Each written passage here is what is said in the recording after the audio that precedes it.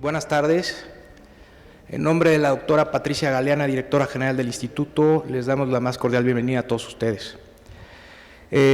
Siguiendo con el curso Historia de las Mujeres en México, en esta ocasión contamos con la participación de la distinguida doctora Marta Rocha Islas.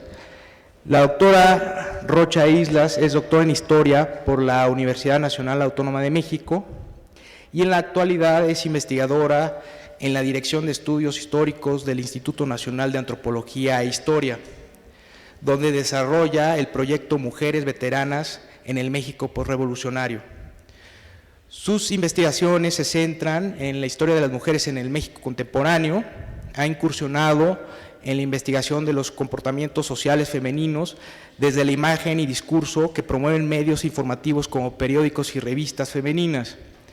Ha colaborado como autora en artículos y capítulos en libros colectivos nacionales y extranjeros y en revistas especializadas. Entre su vasta producción sobresalen, o podremos nombrar, el Álbum de la Mujer, Antología Ilustrada de las Mexicanas, Ensayo Las Mexicanas en el siglo XX, un artículo sobre mujeres veteranas en el México posrevolucionario, propagandistas, soldaderas y soldados en la Revolución Mexicana, entre otras. El día de hoy dictará la conferencia Visión General de las Mujeres durante la Revolución Mexicana. Doctora, le damos la más cordial bienvenida en nombre de la doctora Galeana.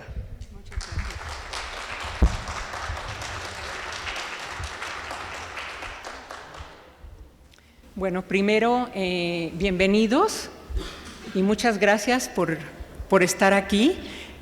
Siempre es un gusto participar en este recinto porque creo que son de los pocos lugares donde, mencionaba yo, hay gente tan interesada y siempre tenemos como que un público nutrido y eso, bueno, pues como investigadores lo agradecemos.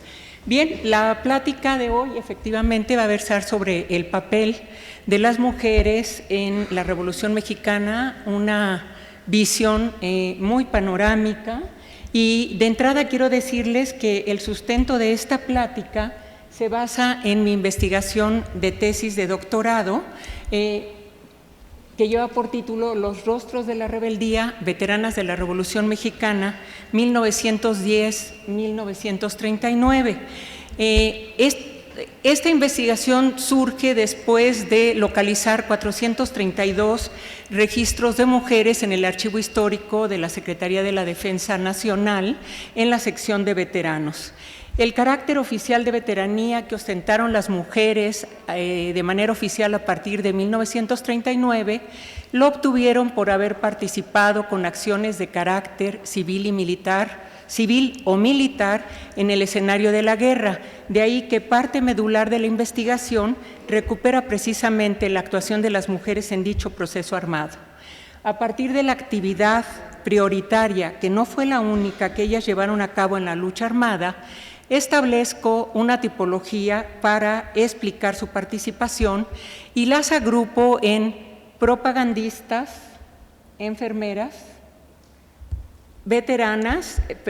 propagandistas, enfermeras, soldados y feministas.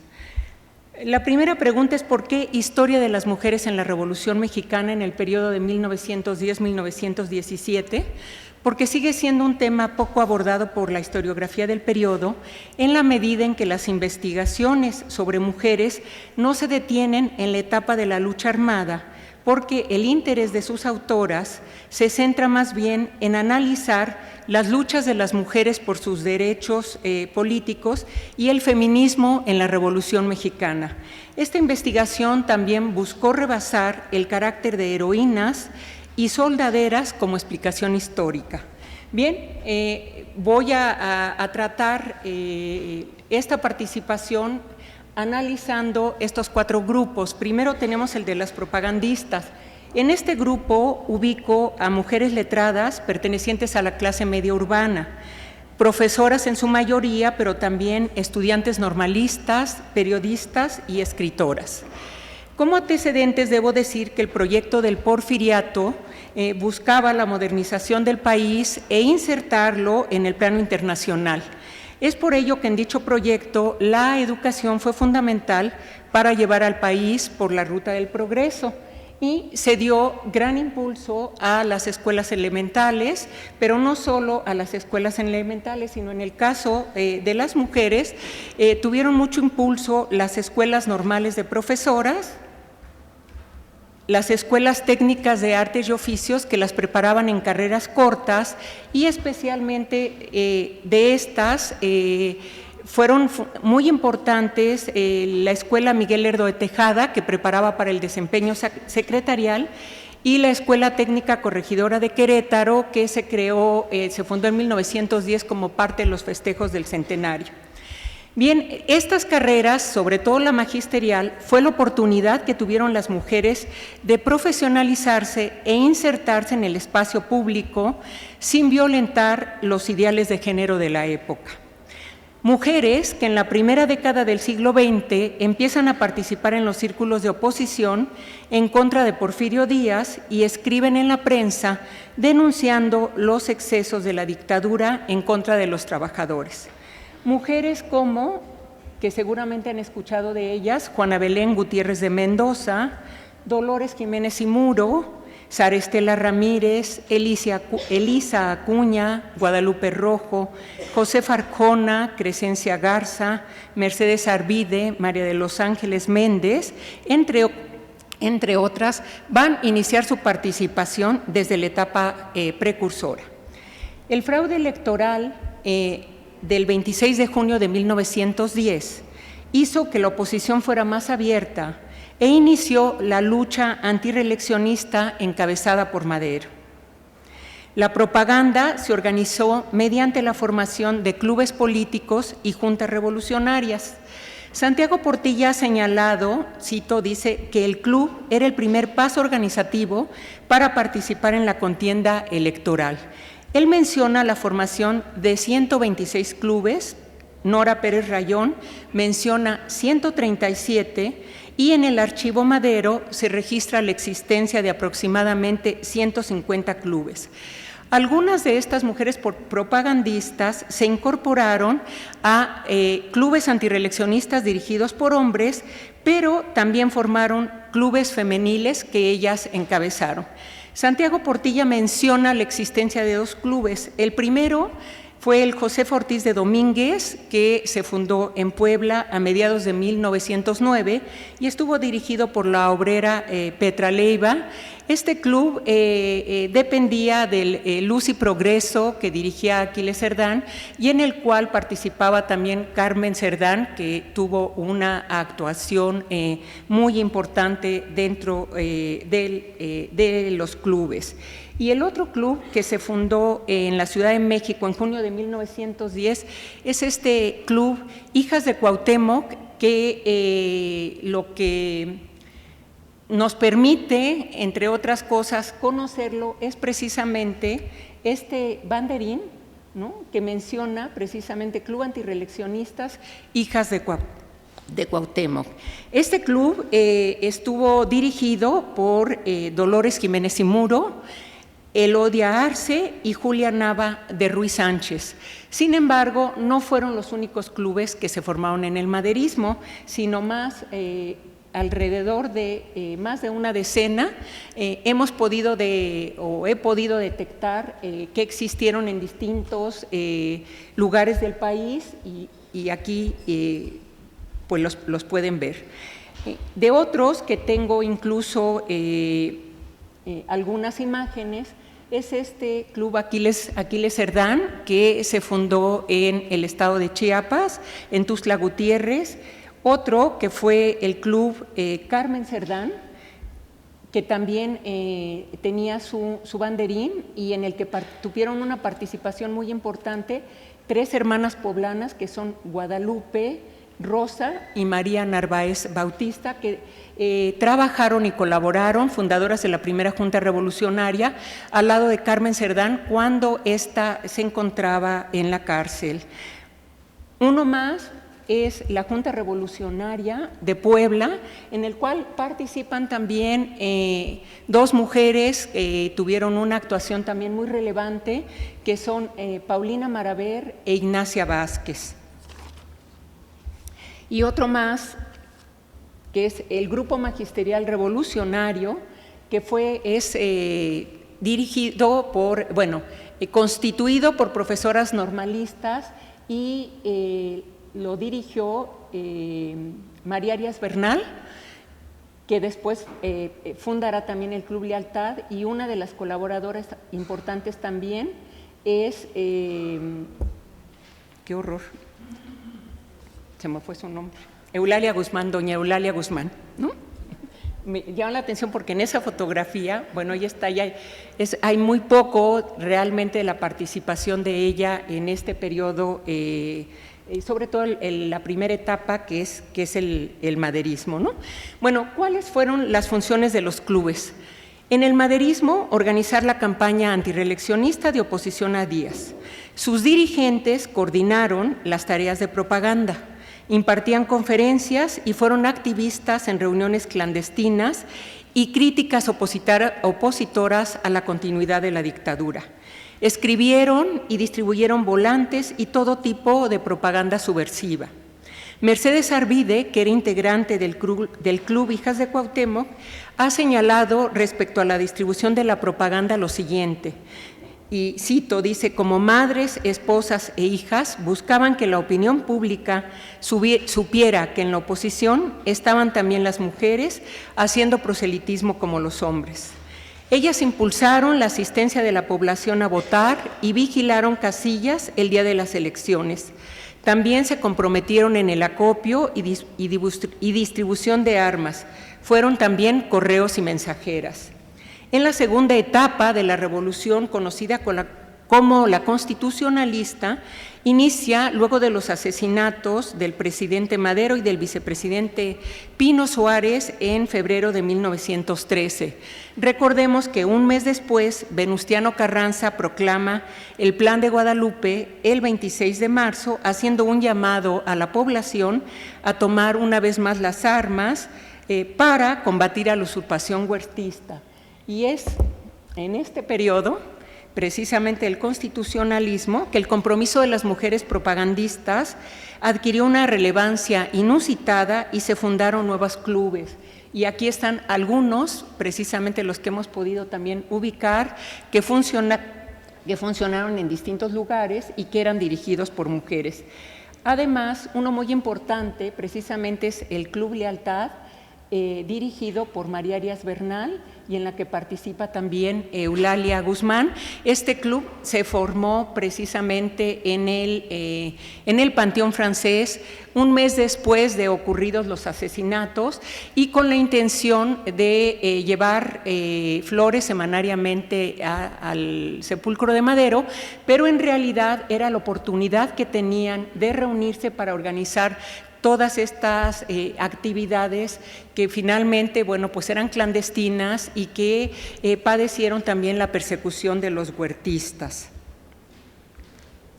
Y otro de los clubes también de este periodo constitucionalista es Hijas de la Revolución, que pudimos ubicar también por una fotografía. O sea, se sabía de la existencia de este Club Hijas de la Revolución, que algunas de sus integrantes pertenecieron al Hijas de Cuauhtémoc, pero después se escindieron y formaron de Hijas de la Revolución porque su principal dirigente, Dolores Jiménez y Muro, se vinculó hacia el zapatismo y ellas fueron como que mantuvieron la fidelidad primero a Madero y después se incorporaron al constitucionalismo con Venustiano Carranza.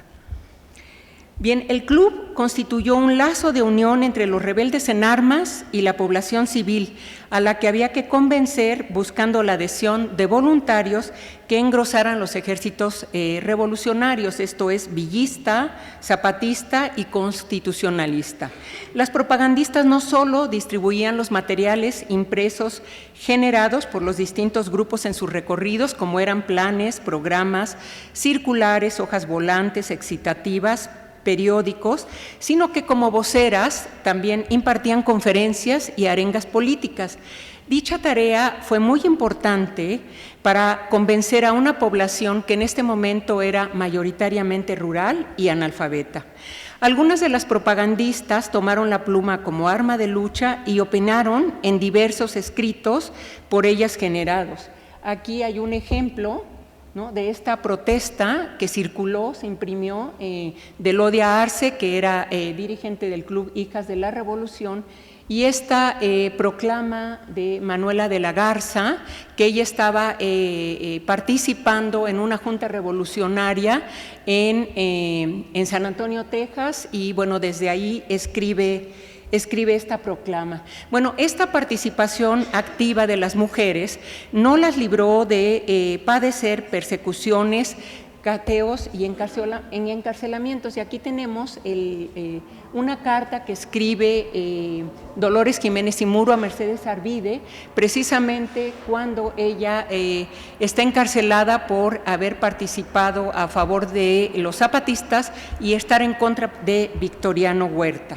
Bien, una buena parte de esto es simplemente un ejemplo, pero una buena parte de los textos de propaganda nos muestran cómo este pequeño grupo de mujeres intentó sensibilizar, convencer y activar la conciencia del pueblo para que participara en las luchas por una sociedad más justa.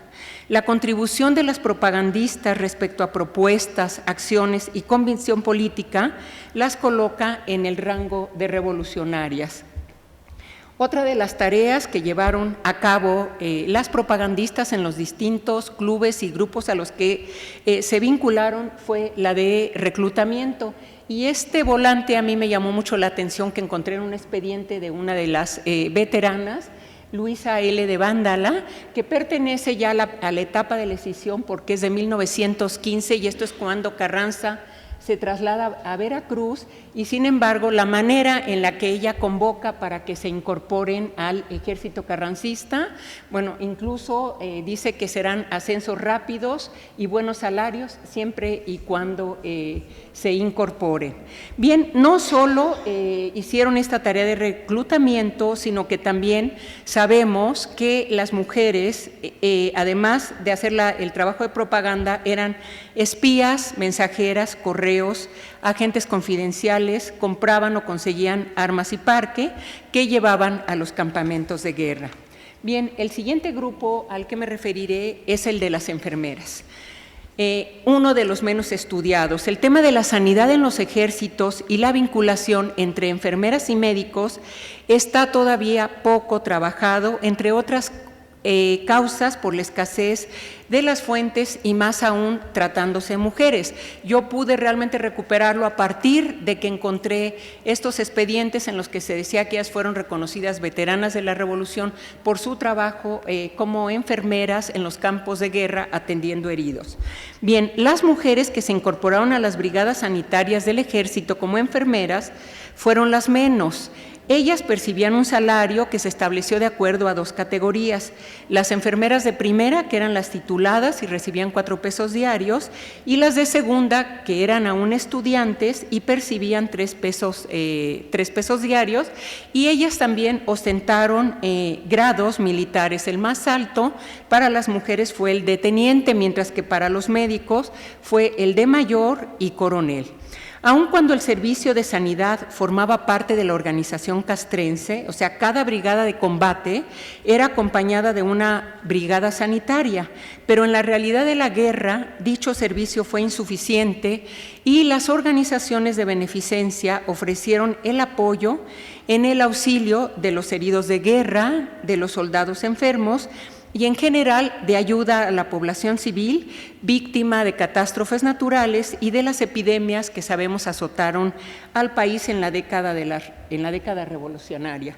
Una de las primeras organizaciones que se formó para atender a los heridos maderistas de los encuentros con el Ejército Federal en Chihuahua fue la Cruz Blanca Neutral, que fue creada el 5 de mayo de 1911 y fue presidida por la enfermera Elena Arismendi Mejía, debido a que la Cruz Roja Mexicana, que se había fundado desde el Porfiriato, no dio atención a los heridos bajo el argumento de que los sediciosos no contaban con la simpatía de la sociedad mexicana. Esta Cruz Blanca Neutral, que fue la primera que se formó después de la Roja. Tuvo después, cuando Madero ocupa la presidencia, se le da el carácter, vamos a decir, como oficial y se transforma en Cruz Blanca Mexicana. Sin embargo, pues vivió como Cruz Blanca Mexicana el periodo que Madero fue presidente. Después desaparece Elena Arizmendi, emigra hacia los Estados Unidos y recupera, vamos a decir que la Cruz Blanca, su nombre original de Cruz Blanca Neutral, y para el periodo constitucionalista alrededor de 30 brigadas se formaron en distintos lugares del país. Su lema, aquí tenemos médicos y enfermeras de esta brigada sanitaria de la Cruz Blanca Neutral. El lema de esta organización fue por la humanidad, e incluso aquí tenemos el caso de un diploma que se les otorgaba a estas mujeres que se inscribieron y que participaron dentro de la Cruz Blanca Neutral. Es, yo creo que la única de estas organizaciones de beneficencia que guardó su carácter todo el tiempo que participó en la revolución, su carácter neutral, y atendió por igual a rebeldes que a soldados federales. La siguiente organización que se formó en marzo de 1913 es una que lleva por título, Cruz Blanca Constitucionalista, que estuvo presidida por Leonor Villegas de Mañón, que se forma en Nuevo Laredo, Tamaulipas, cuando el general Jesús Carranza atacó la plaza en poder de los federales. Al año siguiente, el 8 de junio de 1914, en Saltillo, Coahuila, Carranza otorgó a la organización el carácter de nacional y dio a Leonor el encargo de establecer sucursales de la benéfica institución en todo el país. Sobre esta organización Cruz Blanca Constitucionalista, transformada después en Cruz Blanca Nacional, está ampliamente documentada porque su directora, que era una mujer que pertenecía a la burguesía tamaulipeca y que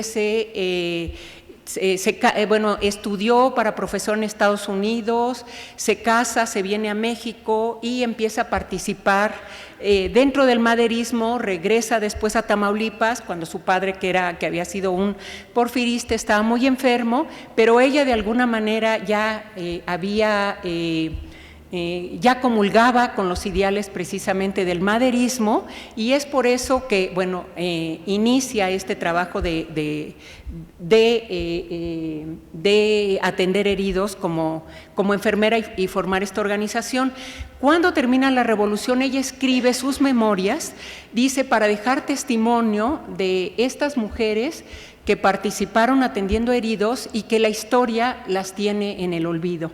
Escribe un libro que intitula La Rebelde, pero lo escribe, son sus memorias, pero sin embargo las escribe en tercera persona, y esa es la razón por la que no le fue publicado cuando precisamente el INER empezó a recuperar en los años 20, a recuperar precisamente las memorias de los revolucionarios. Como no se la publicaron, ella escribe una versión en inglés que tampoco, de 480 páginas, que tampoco encontró editor que se la publicara, y quedaron ahí en sus archivos, y debemos precisamente a una investigadora, Clara Lomas, de la Universidad de Houston, el que haya dado con la hija de Leonor Villegas y la nieta, que conservaban el archivo y por supuesto los dos manuscritos, y lo cedieron para que pudieran publicarse y cumplir la última voluntad de su madre.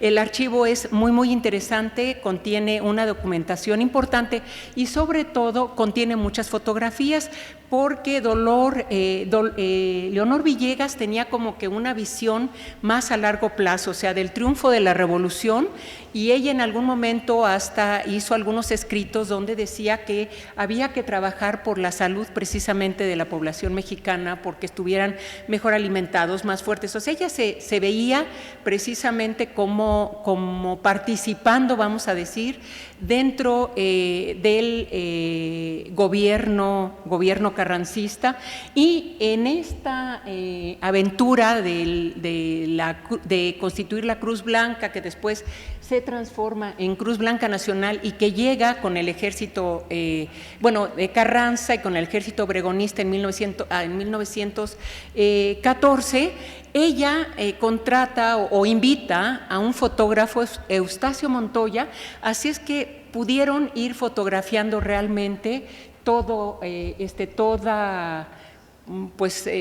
la actividad desarrollada por estas enfermeras, más que, enfermeras y de alguna manera el trabajo de los médicos. Pero bueno, no fue esa la única organización, sino que también, los libros se llaman uno La Rebelde y el otro se llama Die Rebel. Die Rebel está incluso a la venta, se publicó en 1997 por la Universidad de Houston, y el de la versión en español lo publicó el INA Conaculta en el 2003. ¿Sí? Bueno, otra de las organizaciones fue la Cruz Azul Mexicana. Esta Cruz Azul Mexicana al parecer surge en apoyo a la Brigada Sanitaria de la División del Norte, que se constituye en Chihuahua y que precisamente va con los trenes con los trenes villistas para dar atención a los heridos de los combates de Torreón y Zacatecas. Según el testimonio de esta veterana, Carmen Vaca de Cuellar, ella nos menciona la creación como organización de Cruz Azul Mexicana, y las enfermeras, en este caso, portaban un uniforme blanco y una cofia con una cruz al frente de color azul, insignia que las distinguió de las otras organizaciones de socorro. Guillermo Fajardo, en un artículo sobre los hospitales de México hacia 1910, señala que la Cruz Azul fue parte de la División del Norte y sus integrantes atendieron a los heridos villistas en los vagones hospital de los ferrocarriles en los que se desplazaba la División del Norte. De alguna manera sí colaboraron con la Brigada Sanitaria, pero como organización de beneficencia esta continuó, porque esta y otras más son fotografías que pertenecen ya a los años 20, o sea que esta Cruz Azul también continuó.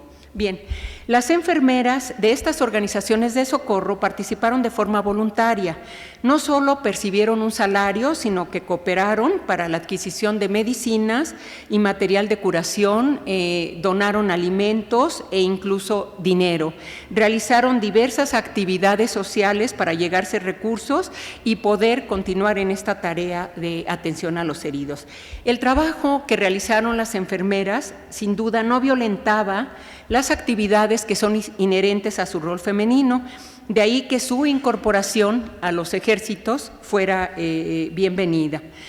En algunas descripciones precisamente se habla de cómo realizaban estas curaciones, cómo se hacía el traslado de los heridos a puestos de socorro, a lo que se llamaron estos hospitales improvisados, que eran hospitales de sangre, también llamados de campaña, o bien el traslado a los hospitales civiles y a los hospitales militares. Y hay algunos casos de mujeres enfermeras que incluso desempeñaron cargos de jefatura. El otro grupo es precisamente de las soldaderas. Lo primero que hay que tener claro es la diferencia entre soldaderas y soldados. Las primeras trasladan la domesticidad de sus hogares a los campamentos de guerra y cumplieron el servicio de intendencia. Este servicio que también formaba parte de la organización castrense, que se tiene que encargar de alimentar, atender el lavado de la ropa de los soldados, pero que no existió y que precisamente las soldaderas, tanto en el Ejército Federal como en los ejércitos revolucionarios, fueron ellas las que los llevaron a cabo. Bien, las fotografías del archivo Casasola sabemos que recrean en forma espléndida a este conjunto anónimo de soldaderas. Aquí están algunas imágenes, ¿no? que podemos ver de las múltiples que hay precisamente en el archivo de Casasola, pero nuevamente es este conjunto anónimo al que se le reconoce fundamentalmente por realizar las tareas domésticas que quedaron en el anonimato y que de alguna manera el México de la posrevolución sí las recupera y las conocemos a través de diversas manifestaciones culturales. Bien, la pluma de Elena Poniatowska, así es como nos describe a este conjunto de las soldaderas. Bien, pero frente a este modelo anónimo de la soldadera, surgió la singularidad de las que empuñaron las armas y se entregaron a la tarea masculina de la guerra, las soldados cuyas hazañas lindan entre el mito y la historia.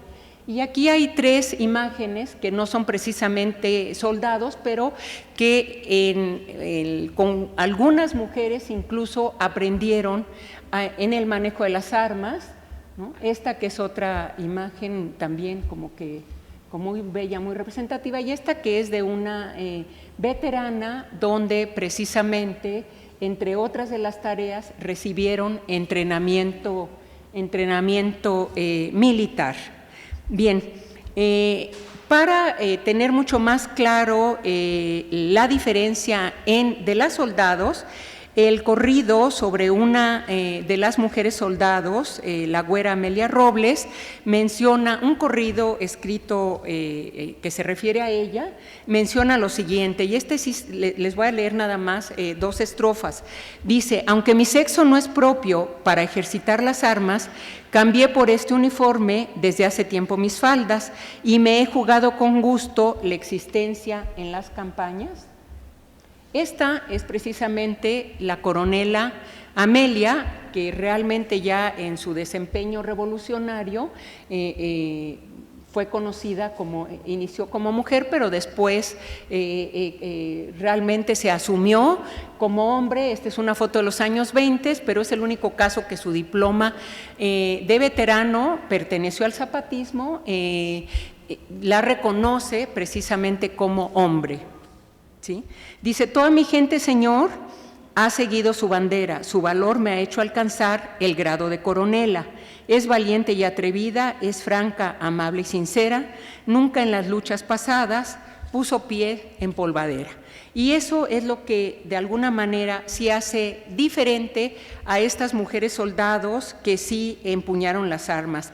Del conjunto de estos 432 expedientes que revisé en la sección de veteranos, solo pude documentar 22 casos de mujeres con nombre y apellido que tomaron las armas y ostentaron grados militares por sus méritos en campaña. Incluso ahí sí se conservan sus hojas de servicio con las acciones de guerra en las que ellas participaron. En el caso de estas soldados, pertenecieron a grupos populares de extracción rural.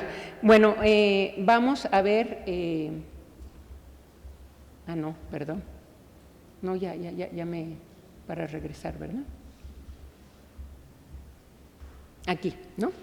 Tenemos a dos duranguenses, Valentina Ramírez como soldado y la coronela Clara de la Rocha. Ellas ingresaron a las fuerzas del general Ramón Iturbe, participaron en algunos combates y en la toma de la plaza de Culiacán entre el 20 y el 23 de mayo de 1911. Se dice, existe el corrido de la Valentina, sin embargo, al parecer, precisamente Valentina Ramírez no fue la inspiradora de este corrido, según Vicente T. Mendoza en Corridos Mexicanos, pero lo que sí, esta imagen precisamente, que es una fotografía publicada en la Semana Ilustrada del 7 de junio de 1911, sí la inmortalizó. Y señala en el pie de la fotografía: muchacha revolucionaria, señorita Valentina Ramírez, de las fuerzas de Iturbe, antes del ataque a Culiacán.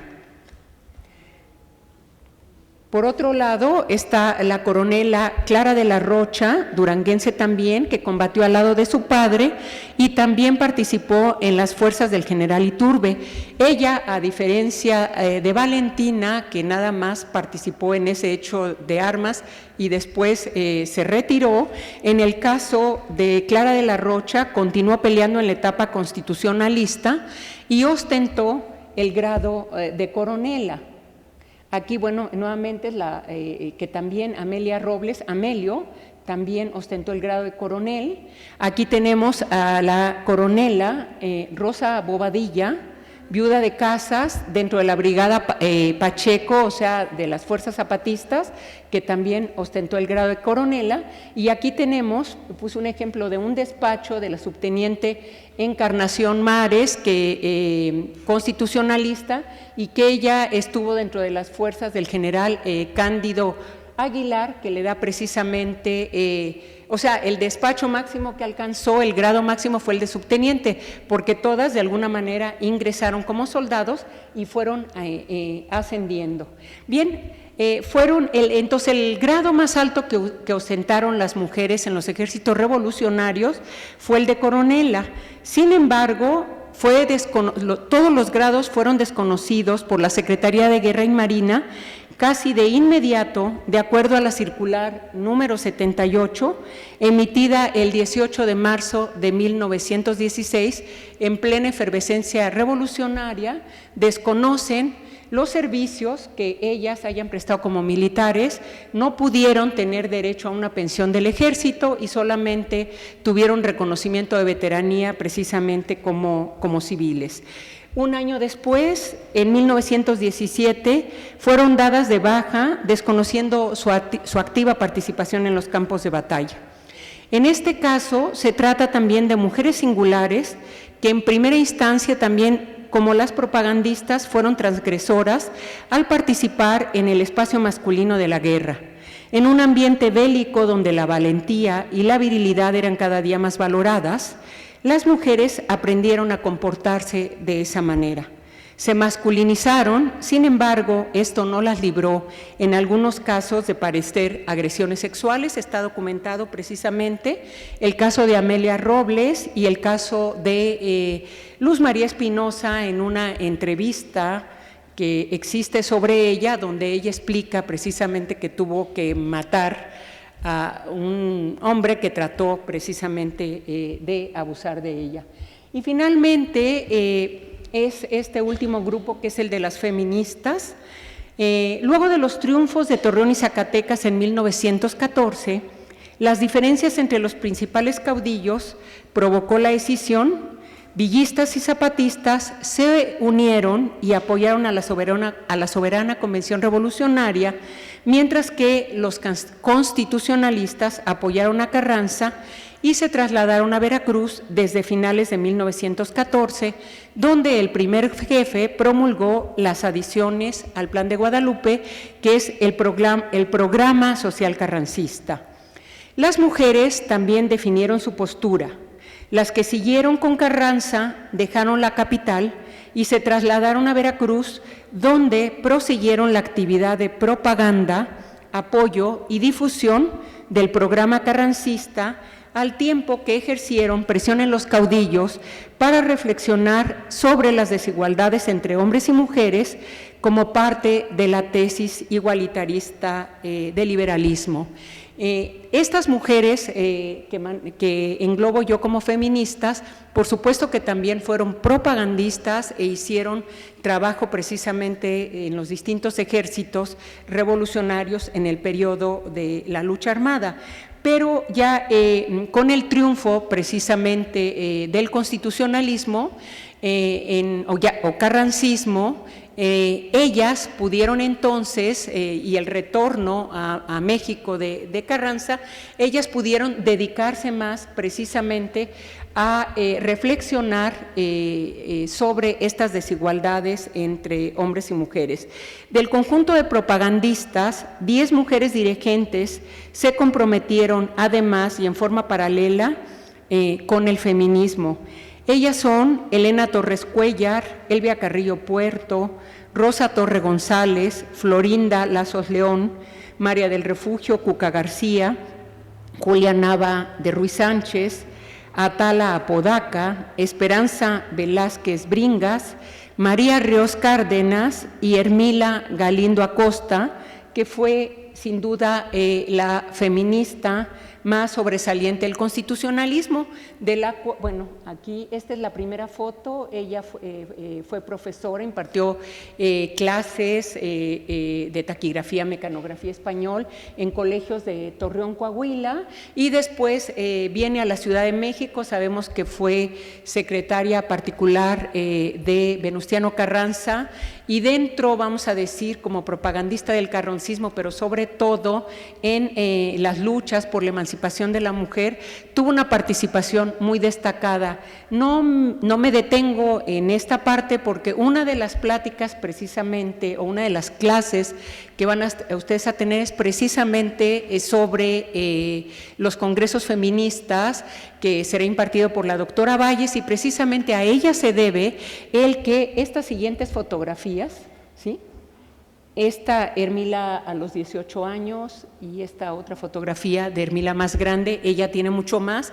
Ella dio con el archivo del nieto de Hermila Galindo, y la verdad pudo documentar de manera extraordinaria precisamente este feminismo constitucionalista. Bien, entre 1915 y 1920, este grupo de mujeres, no todas en la Ciudad de México, algunas en distintos estados del país, colaboraron o editaron publicaciones en cuyas páginas prosiguieron el debate sobre los derechos de las mujeres iniciado desde finales del siglo XIX, y aquí es donde les decía que la aportación al descubrir el archivo de Hermila Galindo es muy importante, porque ella publica una revista que se llama La Mujer Moderna, y todas, un grupo de investigadoras que hemos estado interesadas en este personaje y precisamente en estas cuestiones de sus trabajos de Hermila Galindo, solo se habían ubicado 5 números que se encuentran en la Biblioteca de Antropología e Historia, y que siempre comento que los habíamos revisado, pero página por página, ¿no? Y tratar de encontrar precisamente a ver dónde estaban todas estas ideas de Hermila Galindo. Bueno, pues resulta que esta revista se publicó entre 1915 y 1919 y ella logró ubicar 89 números. Entonces, por supuesto que su percepción y el conocimiento, ¿no? Ha enriquecido la percepción que nosotros teníamos de Hermila Galindo. Bueno, no solo, insisto, publicaciones feministas, sino también se crearon sociedades feministas. Entre ellas, bueno, también Hermila Galindo está documentado, fue una gran conferencista y asistía a distintos lugares, hizo recorridos por el sureste, en Veracruz, tratando de alentar a las mujeres precisamente a formar sociedades feministas y cuestionarse precisamente esta desigualdad entre hombres y mujeres. Y además, pues también se llevaron a cabo la realización de 2 congresos feministas en Mérida, Yucatán, en 1916. Aquí tenemos esta imagen precisamente del primer congreso feminista y del que existe precisamente la memoria de este primer congreso feminista, y que en 1975, el Año Internacional de la Mujer, se hace un facsímil de estas memorias, y bueno, ahí sí podemos conocer cuáles eran los temas que se debatieron y cómo transcurrió precisamente los debates en el Congreso, pero sin embargo desconocíamos también lo que pasó en el segundo Congreso. Solo una ponencia muy importante que mandó también Hermila Galindo al segundo congreso, pero a través de estos números de la revista de la Mujer Moderna se recupera precisamente los temas y los debates del segundo congreso feminista. Bien, pero ¿cuáles eran las propuestas que plantearon en lo individual o en los encuentros esta minoría de mujeres de vanguardia? Bueno, se debatió sobre la escuela racionalista, la escuela mixta o coeducación, la importancia de la educación sexual, sobre el trabajo asalariado, sobre una moral social e igualitaria y sobre todo el sufragio femenino, que sabemos que fue llevado incluso al Congreso Constituyente. Bien, las propuestas de las mujeres no prosperaron en este momento, pero sin embargo sus escritos contribuyeron a legitimar su voz hasta transformar su palabra en autoridad pública. Y ya para finalizar, quiero decirles que acercarnos, bueno, en esta visión muy panorámica, porque cada uno precisamente de estos grupos y de la manera en que ellas participaron, o sea, sería objeto realmente para pues una clase de 1 hora, e incluso personajes también, cada uno de estos, hay algunos grandes personajes que verdaderamente también pues merecerían toda una sesión. O bueno, por el programa, que por lo menos va a estar también la de Dolores Jiménez y Muro, y definitivamente también fue una mujer que tuvo una participación y una trayectoria dentro de la Revolución Mexicana muy, muy importante. Entonces, qué bueno que también se va a hablar sobre ella. Bueno, acercarnos a las distintas actividades que realizaron las mujeres en la guerra nos muestra que participar en el espacio público las convierte en subversivas, en la medida en que transgreden el espacio que les corresponde en el orden social de la época, esto es, el privado del hogar doméstico. Las propagandistas y las soldados mayormente desafiaron la construcción de género, las primeras participando políticamente en contra de la separación de estos ámbitos o esferas tradicionales. El privado para las mujeres, el espacio público es el de los hombres, y las soldados pues al incursionar en el espacio más masculino, que fue el de la guerra. Ambas sin duda alteraron las relaciones entre hombres y mujeres, al menos durante este periodo. Muchísimas gracias.